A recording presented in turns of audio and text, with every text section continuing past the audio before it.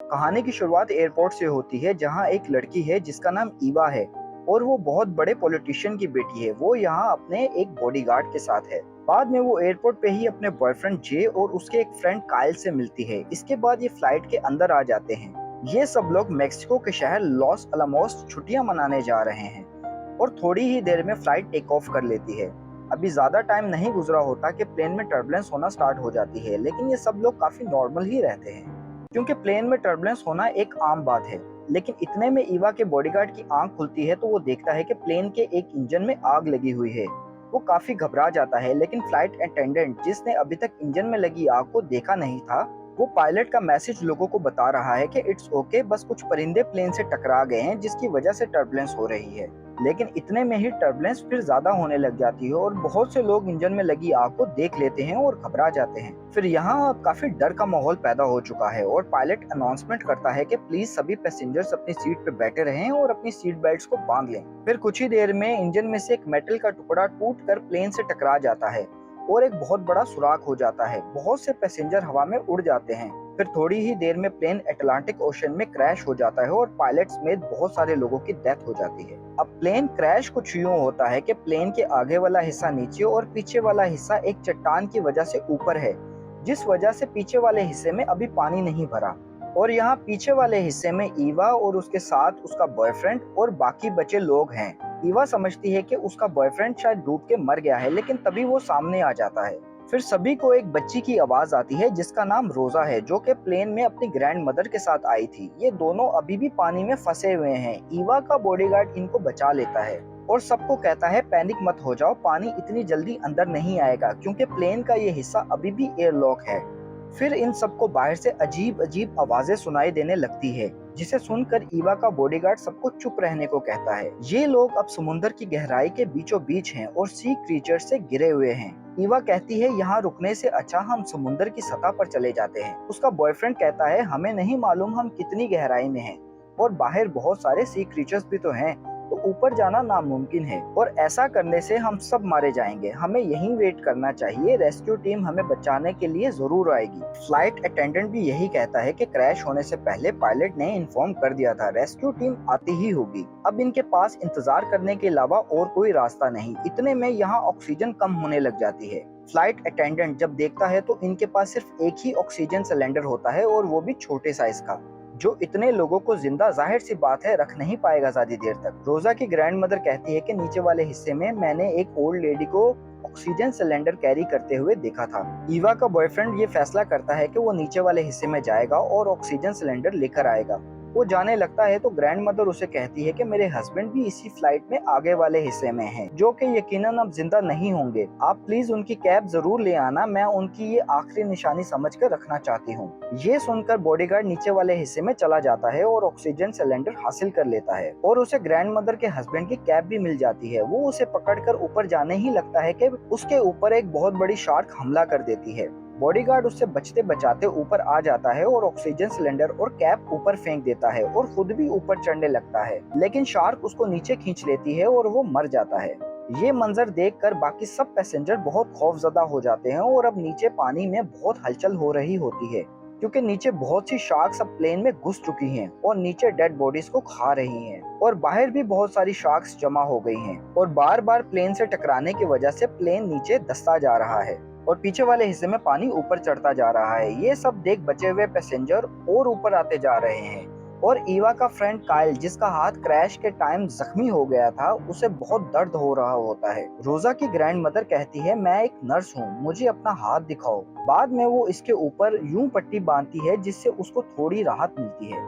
अब rescue team helicopter से plane को ढूंढने आ गई है क्योंकि प्लेन में ईवा है जो एक बहुत बड़े पॉलिटिशियन की बेटी है, लेकिन उन्हें कुछ ना नजर आता है और ना ही समझ, क्योंकि प्लेन पूरी तरह पानी में धंस चुका है और पानी के ऊपर क्रैश होने का नामो निशान नहीं है। अब प्लेन में क्योंकि वक्त के साथ पानी बढ़ता जा रहा है और अब पानी ऊपर से भी लीक होने लग जाता है, जिसे देखकर सभी डर जाते हैं। ये डिसाइड करते हैं कि पानी जल्द ही पूरे प्लेन में भर जाएगा और हम सब मारे जाएंगे। ईवा कहती है हमें यहाँ से निकलना ही होगा, लेकिन इनके सामने सबसे बड़ी परेशानी बाहर शार्क्स हैं। तभी रोजा कहती है कि हमें स्कूल में बताया गया है कि शार्क्स बबल को पसंद नहीं करती। अगर किसी तरह हम बबल्स बना लेते हैं, वो भी बहुत सारे, तो शार्क्स को डिस्ट्रैक्ट कर हम ऊपर जा सकते हैं। ईवा का फ्रेंड काइल कहता है कि मैंने प्लेन में कुछ लोगों को स्कूबा डाइविंग किट कैरी करते देखा था। अगर हम उन्हें हासिल कर लें तो ऊपर जा सकते हैं। इतने में ईवा का बॉयफ्रेंड जे, जो काफी मायूस हो चुका है, कहता है कि अब हमारा बचना मुश्किल है, हम सब मारे जाएंगे। जिसे सुनकर ईवा बहुत इमोशनल हो जाती है और खुद को बाथरूम में बंद कर लेती है। फिर जल्द ही वो अपने इमोशंस पर काबू पा लेती है और बाहर आती है। ऊपर हेलीकॉप्टर में रेस्क्यू टीम वापस जाने लगती है। तभी उन्हें समुद्र की सतह पर प्लेन क्रैश होने के डेब्रिस दिखाई देते हैं, तो वो समझ जाते हैं कि प्लेन यकीनन यही क्रैश हुआ होगा। फिर रेस्क्यू टीम से 2 डाइवर समुद्र में कूद जाते हैं और नीचे डाइविंग करते करते वो प्लेन तक पहुंच जाते हैं। एक डाइवर प्लेन के अंदर चला जाता है और दूसरा डाइवर बाहर से पैसेंजर को तसल्ली दे रहा होता है। ये सभी पैसेंजर्स डाइवर को यहाँ से हटने को बोलते हैं, लेकिन वो इनके इशारों को समझ नहीं पाता और इतने में पीछे से एक शार्क आती है और उसे खींच के ले जाती है। और फिर प्लेन के अंदर से एक और चीख की आवाज आती है, यानी दूसरा डाइवर भी शार्क्स का शिकार बन चुका है और इनके तैरते हुए किट इक्विपमेंट इनको नजर आते हैं। ये सब लोग बहुत घबरा जाते हैं और कहते हैं इनकी किट इन्हें मिल जाए तो शायद ये ऊपर जा सकते हैं। अब नीचे पानी में हलचल बंद हो जाती है, यानी अब प्लेन में शार्क्स नहीं है। ईवा का बॉयफ्रेंड जे सीट के ऊपर चढ़कर नीचे देख रहा होता है और उसका पाँव फिसल जाता है और वो पानी में गिर जाता है, जिसे देखकर ईवा परेशान हो जाती है और जे जे चिल्लाती है। जे कुछ ही देर में ऊपर आ जाता है और हंसने लगता है, कहता है मैंने तो सिर्फ मजाक किया है। वो ऊपर आने ही लगता है कि नीचे से शार्क उसका पाँव दबोच लेती है और इसके पागलपन की सजा इसे मिलने वाली ही होती है कि बाकी सब इसको खींच लेते हैं। ये बच तो जाता है लेकिन इसका पाँव टूट जाता है। अब ये सब परेशान अपनी मौत का इंतजार करते हुए बैठे होते हैं। तभी फ्लाइट अटेंडेंट इन्हें बताता है कि स्टोरेज में डाइविंग का कुछ सामान पड़ा हुआ है, जिसकी मदद से हम सब यहाँ से निकल सकते हैं। अब ईवा कहती है कि मैं खुद उस सामान को लेने जाऊंगी। फिर फ्लाइट अटेंडेंट स्टोरेज का डोर ओपन करता है और फ्लेयर अंदर फेंक देता है, जिसकी रोशनी की मदद से ईवा डाइविंग सामान को हासिल कर लेती है। अब वो ऊपर जाने ही लगती है कि एक ऑक्टोपस ईवा पर हमला कर देता है और फिर फ्लेयर भी बुझ जाता है। अब ऊपर बिल्कुल अंधेरा हो जाता है। फ्लाइट अटेंडेंट ये देखकर ईवा की मदद करने के लिए कूदने ही लगता है कि ईवा ऊपर आ जाती है और अपने साथ एक बैग लाती है जिसमें 4 डाइविंग सूट्स और एक मास्क होता है। फिर ईवा की नजर अपने बॉयफ्रेंड पे पड़ती है, जिसका मजाक जानलेवा साबित हो चुका है और वो मर चुका है। ईवा ये देखकर बहुत दुखी होती है। ईवा का फ्रेंड कहता है कि मैं ऊपर नहीं जा सकता क्योंकि मुझे तैरना नहीं आता। ईवा कहती है कि ऊपर जाने के लिए तुम्हें तैरने की जरूरत नहीं है, बस इस पाइप को खींच देना, तुम खुद ब खुद ऊपर चले जाओगे। इतने में प्लेन का अगला हिस्सा टूट जाता है, जिससे पूरा प्लेन हिलने लग जाता है और थोड़ी ही देर में प्लेन का अगला हिस्सा टूटकर नीचे गिर जाता है और बचा हुआ प्लेन भी खिसकता खिसकता आगे बढ़ता जा रहा है। अब इनके पास टाइम बहुत कम बचा है, इन्हें इधर से जल्द अज जल्द निकलना होगा। लेकिन रोजा की ग्रैंड मदर कहती है मैं तुम लोगों के साथ नहीं आ सकती, मैं तुम लोगों की स्पीड को कम कर दूंगी, क्योंकि इनके पास एक ही ऑक्सीजन सिलेंडर होता है और इन्होंने उसी की मदद से ऊपर जाना है। वो ईवा से कहती है मुझसे वादा करो कि तुम मेरी ग्रैंड डॉटर यानी रोजा का ध्यान रखोगी।